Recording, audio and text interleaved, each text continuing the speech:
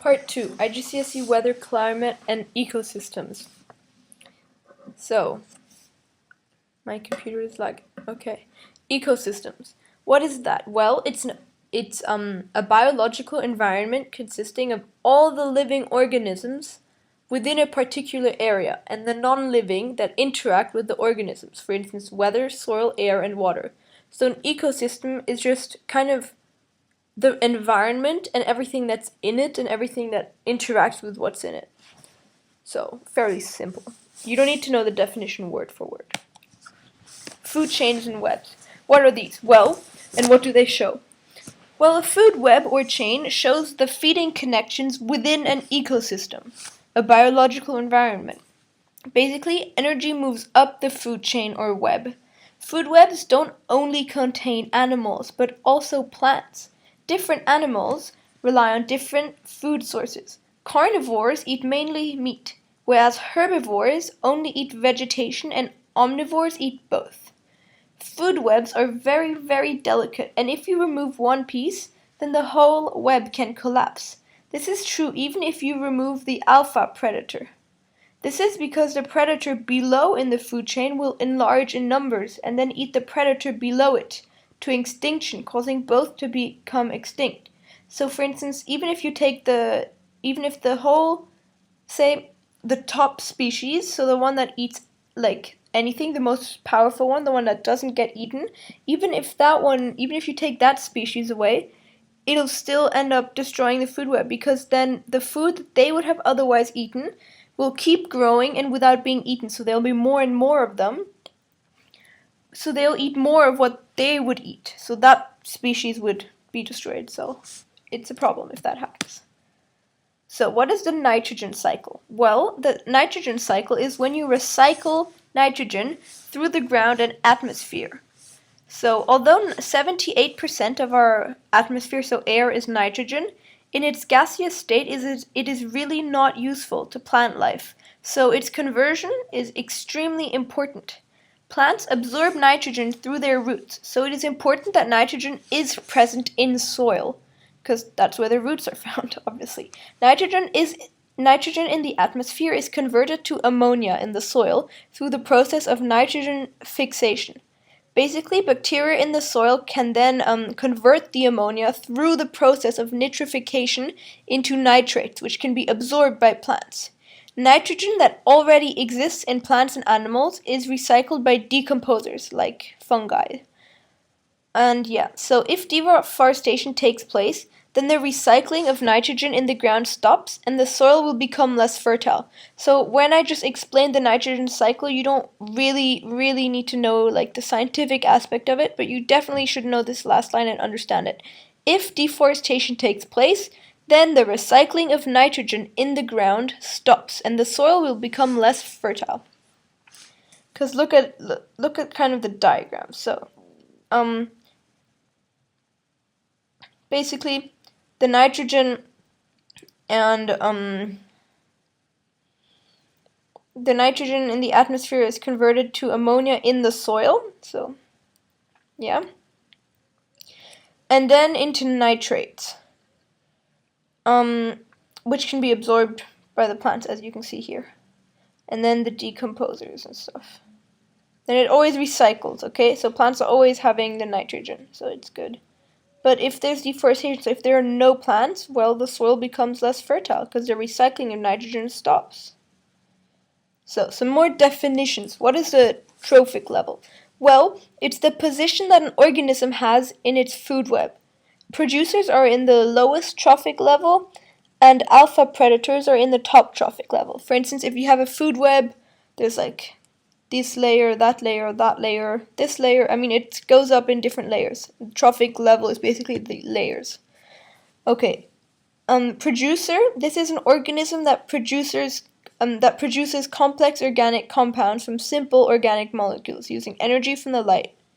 You don't really need to know these by heart or anything or understand the science behind it, but you should kind of get a gist of what they are.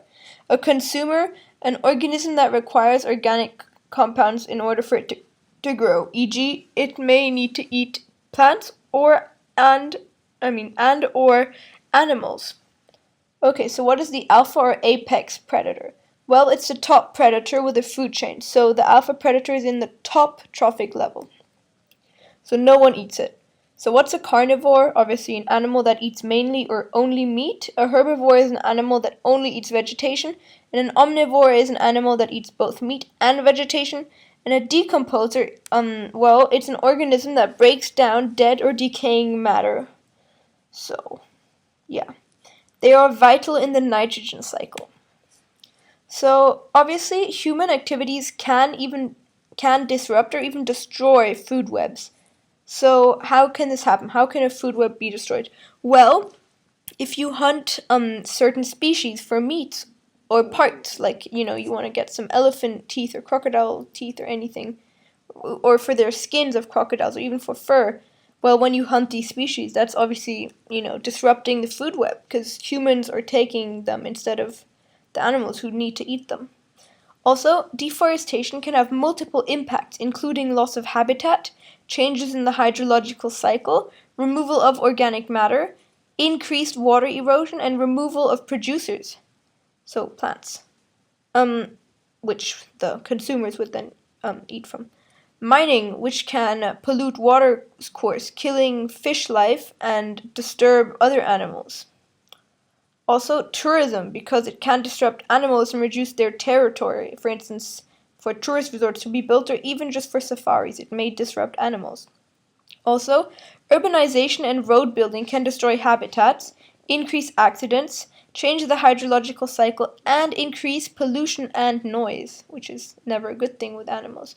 Also, dams can flood habitats and changing water courses from flowing to stationary. Dams are obviously human-made, so that's how humans can disrupt or even destroy food webs.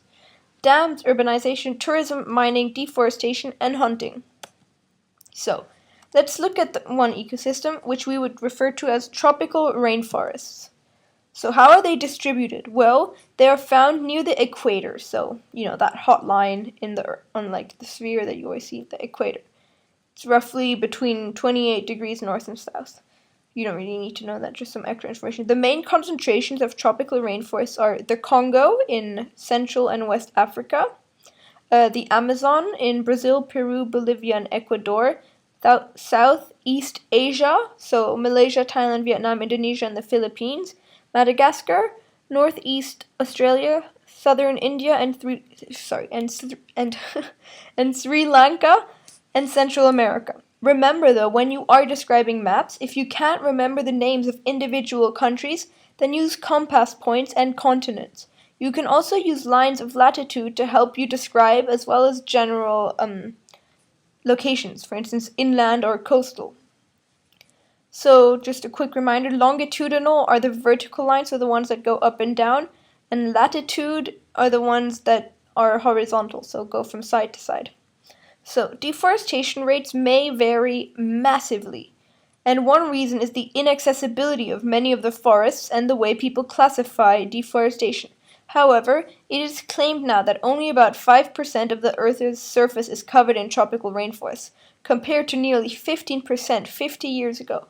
Many people believe that tropical rainforests could disappear in this century. So what is deforestation? Well, it's when you remove or cut down trees. Very easy. Reforestation is the replanting of trees once they have been cut down.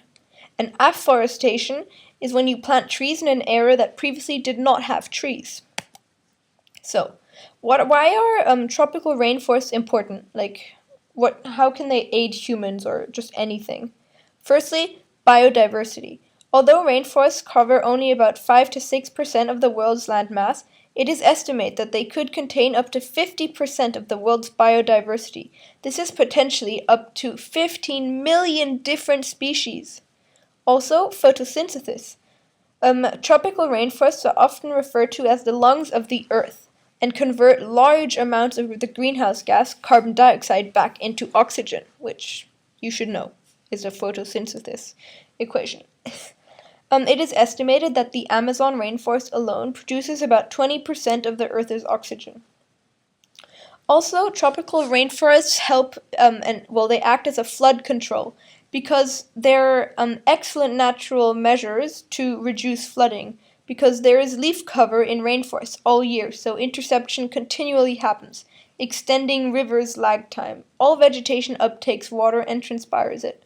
Firstly, if it's really rainy, well, there are lots of leaves covering the top, so it wouldn't really go to the soil and wouldn't hugely flood. And the one that does go to the soil gets absorbed by the vegetation. Also, it controls soil erosion. The root systems of trees and shrubs hold the very thin soil of rainforest in place.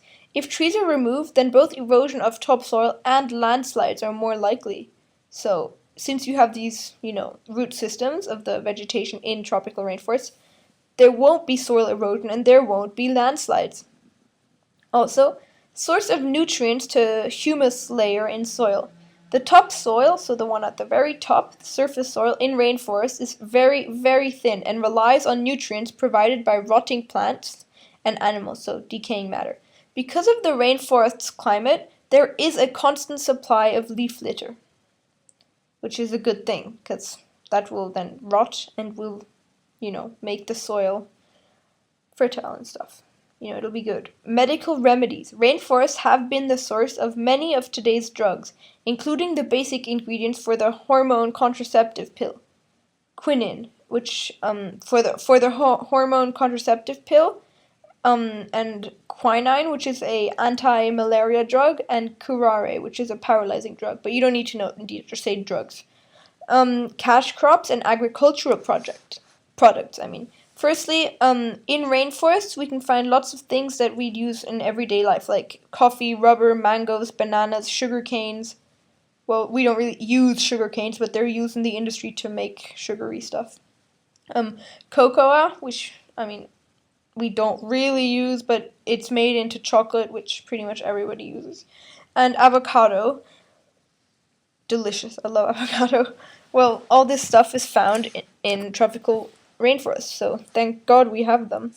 Ecotourism. With people becoming ever more environmentally conscious and looking for increasing adventures, ecotourism to rainforests is increasing. This not only helps protect rainforests, but creates income for locals. Ecotourism is an important income to countries like Costa Rica and Belize in America. So, home to indigenous groups. Although the number of indigenous groups and people have declined rapidly since colonization in South America, it is estimated that there are still over 200,000 people that consider the Amazon their home. So think of them as tribes, the ones that you always see on like Google Maps and stuff. Yeah, it's a house to people. So why do people cut down the wood? Like, why would they do that? Why would they deforest when we know all the problems that may arise from them? Well, cattle ranching. As the world's population gets bigger and richer, the demand for meat is increasing. To rear the cattle, increasing tracts of the rainforest are being cleared to make pastures for grazing, because there just needs to be more space for more animals since there is a bigger demand for meat. Subsistence farming. Because large amounts of poor people, well, poor being, as in farmers, especially in LEDCs, many people farm and live in tropical areas. Most of the lower class is again wrong, just most of the, I don't even know how to say this in a politically correct way, let's just stick with poor people. Most of them live in tropical areas. So subsistence farming is still very widespread and common. Because rainforest soil loses its fertility very quickly after deforestation, the most common form of subsistence farming is slash and burn. With growing populations, this method of farming can cause widespread deforestation. And hydroelectric power. Many of the world's greatest rivers flow through rainforests, for instance, the Amazon River. These great rivers often have the most hydroelectric potential. Unfortunately, when a dam and reservoir are built, it causes damage during construction, but also floods large areas. Mining. With an ever-increasing demand for the world's natural resources, countries and companies are looking at increasingly isolated locations, places like rainforests and Antarctica. The rainforests are believed to have many resources, including metals and fossil fuels beneath their soils. Gold mining can be particularly damaging, as mercury is used in its extraction and often runs off into rivers, which can then kill aquatic life and even plants. So, road building. Building new roads like the Trans-Amazon Highway from Brazil to Bolivia is not only the cause of deforestation itself, but is also opening up new areas to urbanization, mining, and farming, which will cause further deforestation. Since there are now ways to transport, more people will be likely to build close to that road, which is never a good thing because it means more deforestation for more land. Urban growth. With the world population increasing as well as rates of urbanization increasing, many cities like Manaus in Brazil are growing rapidly, causing deforestation, since they expand like centrifugally and may be surrounded by forestry, so they'll need to cut it down if they want to expand. Also, plantations.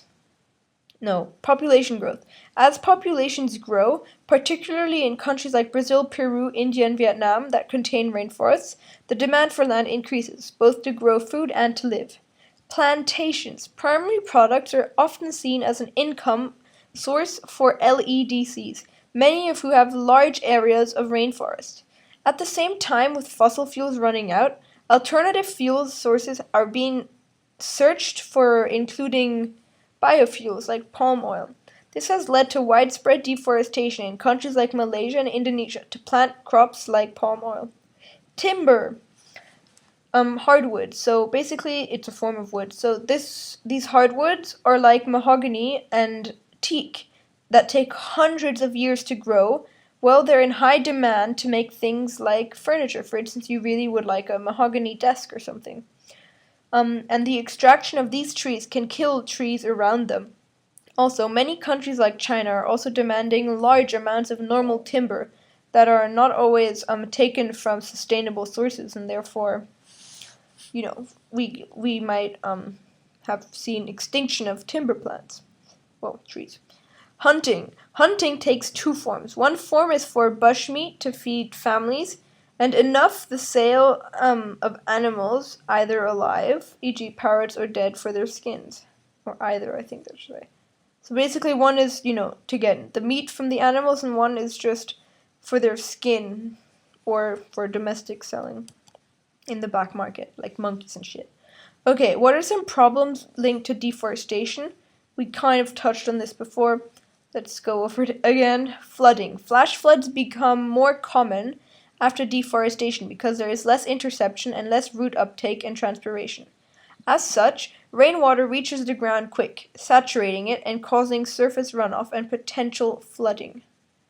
Landslides. By removing trees and vegetation, you are making the soil less stable. Combine this with saturated ground and the likelihood of floods increase. Biodiversity loss. Because all the species that live in the rainforest are not known, it is hard to calculate species loss.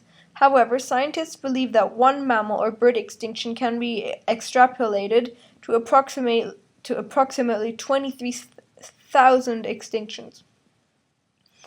Reduced photosynthesis.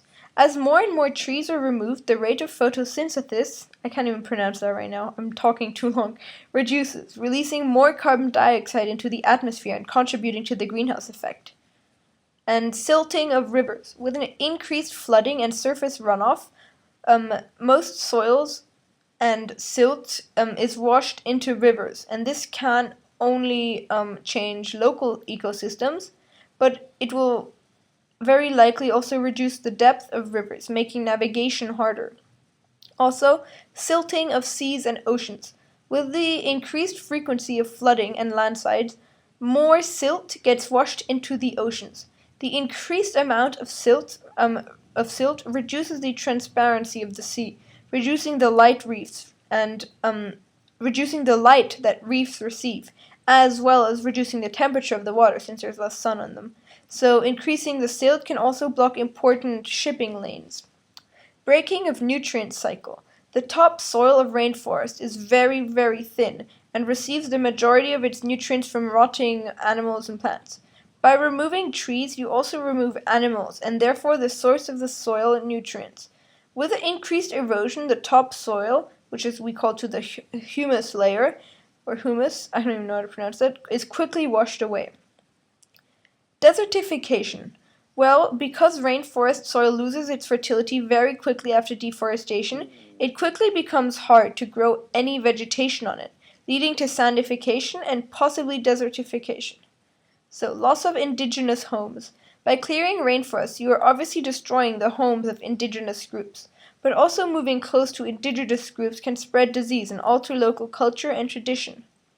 Reduced rainfall. Deforestation can lead to reduction in local rainfall because less water is intercepted and transpired from vegetation into the atmosphere, reducing the formation of clouds and rainfall.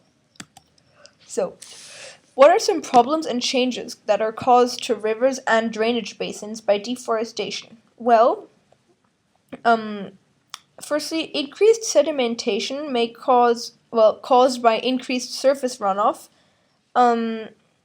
sediment, because of lack of vegetation holding soil in place. This will reduce the depth, wetted perimeter, and cross-sectional area of rivers.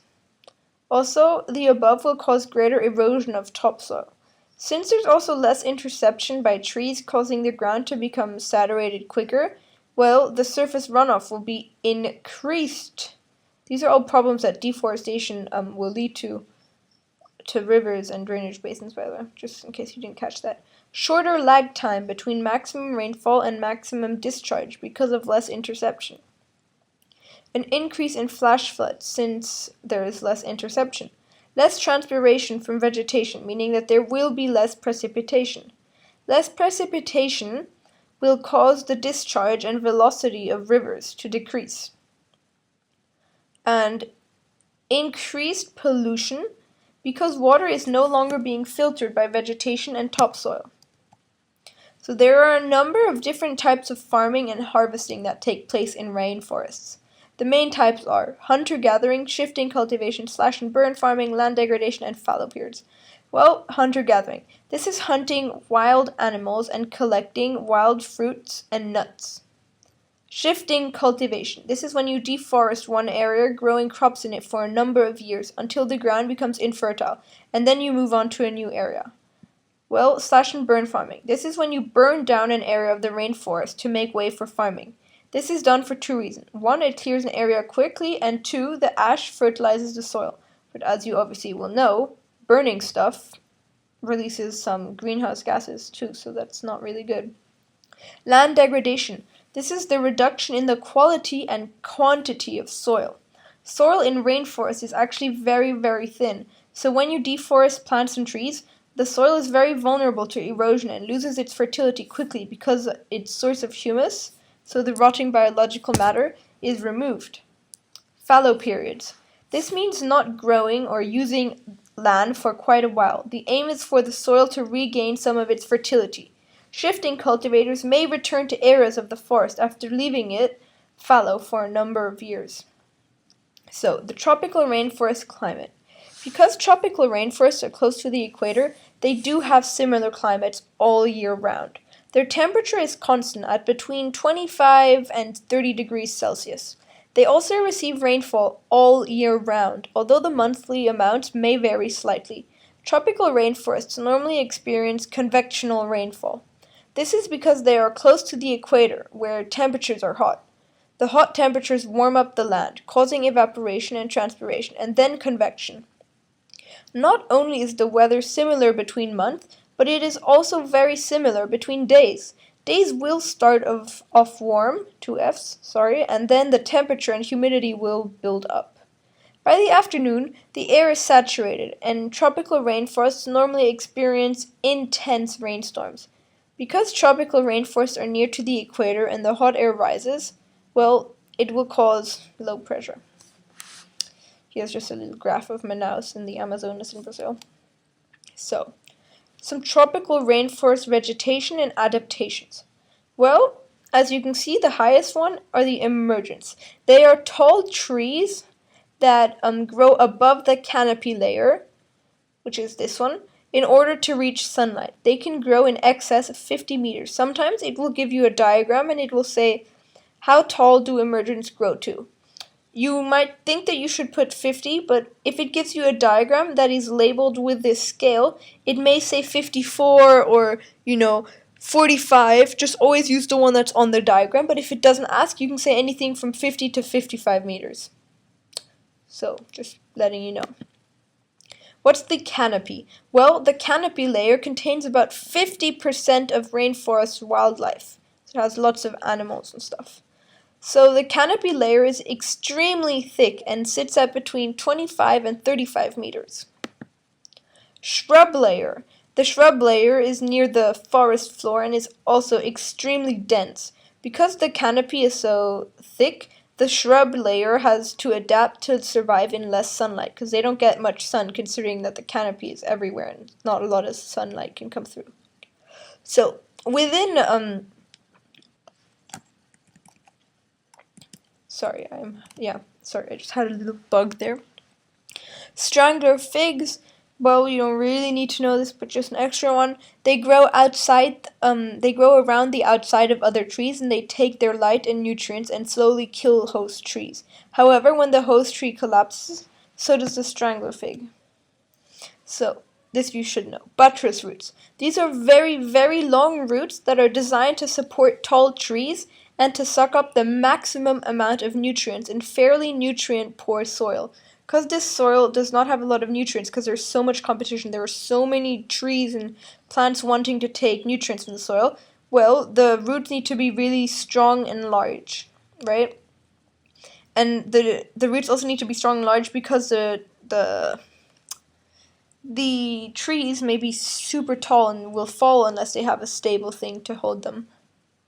Fan palms. These are huge and wide-leaved plants that aim to capture as much sunlight and rainfall as possible.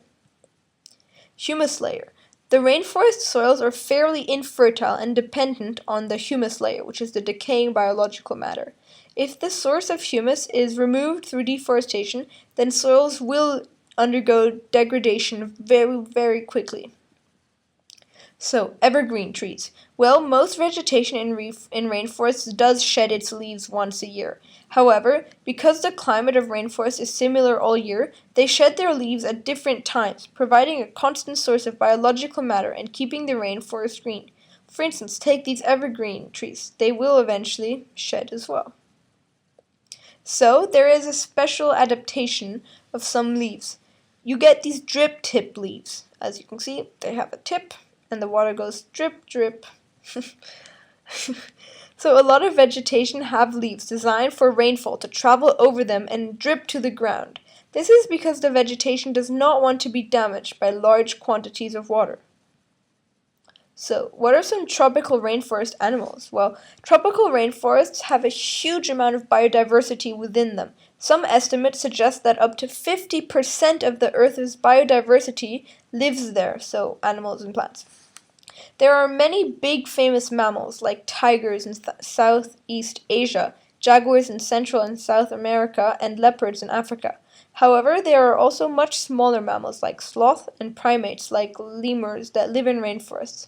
All mammals and primates have adapted in different ways to survive in the rainforest, for instance, camouflage. As well as mammals and primates, there are many, many other animals like birds, amphibians, reptiles, and insects. Many rainforest animals are under threat. These threats include habitat loss through deforestation, climate change, in the reduction in rainfall or increases in temperature, pollution, especially reptiles and amphibians, hunting for food or for skins or for parts for Chinese medicine, crossbreeding with domestic animals, and diseases that can wipe out an entire species. So, how can we protect the tropical rainforests? Well, you can create national parks. More national parks can be created to stop deforestation and loss of biodiversity. They're basically areas of land protected by the government where you can't, cut down trees or anything. Rainforest sales. Sorry. I'm so tired. Poor countries who make money from deforestation have muted the idea of selling their rainforests. One country which is hoping to do this is Guyana in Southern America. This may include carbon offsetting, where polluters can buy parts of the rainforest to offset some of the pollution that they are creating. Consumer labeling. Consumer labeling can ensure that people only buy wood-based products that have been taken from a sustainable source. The Forest Stewardship Council lends its label to products produced sustainably. So basically, yeah. For instance, liken it to the fair trade logo, when you have chocolate. It shows that it's like that no farmers in like third world countries were exploited or anything.